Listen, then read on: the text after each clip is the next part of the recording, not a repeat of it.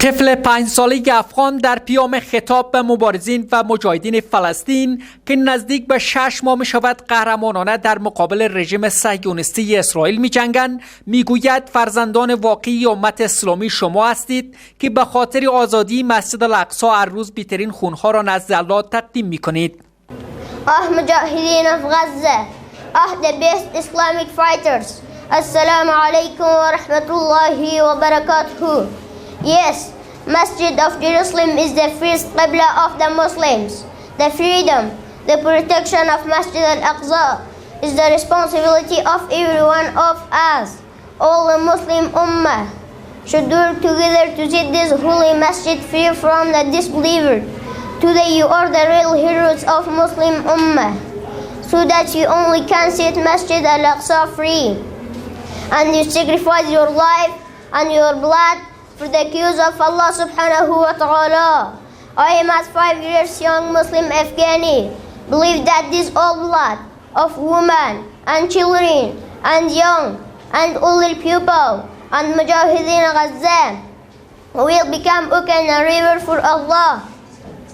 All the dirty action of Jewish people which they have done in the Masjid al-Aqsa will wash away again, inshallah. دانش آموزان خردسال با شعار مرگ بر اسرائیل خشمشان را بر رژیم صهیونیستی نسل‌کش و حمایتشان را از مبارزین فلسطین اعلام می‌کنند.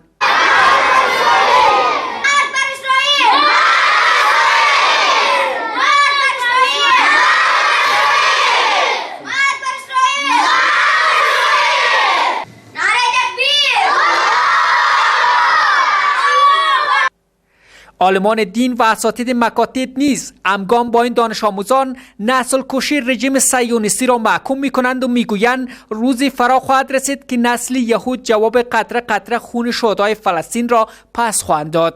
امروز که مردم غزه در زیر بمباردمان کفار یهود و نصارا تکه تکه و پارچه پارچه میشوند و به شهادت رسانده میشوند، حتی اطفال ما را هم یعنی بی صدا نگذاشت و ما حمایت کامل خیش را از آدرس این اطفال گفته هستیم که از مجاهدین و ملت مظلومی غزه و مجاهدین حماس اعلان میکنیم و همچنین ما برای هر نوع قربانی و برای هر نوع فداکاری طوری که همین طفل عزیز ما به لسان انگلیسی گفتن آماده هر نوع قربانی هستیم. شهامت، ایستادگی و مبارزه بر حق سردمداران جهاد و مقاومت مردم فلسطین در مقابل رژیم صهیونیستی یهود یک بار دیگر بر جهانیان نشان داد که امت محمد مصطفی صلی الله علیه و سلم در کارنامه‌شان شکست را نمیپذیرند.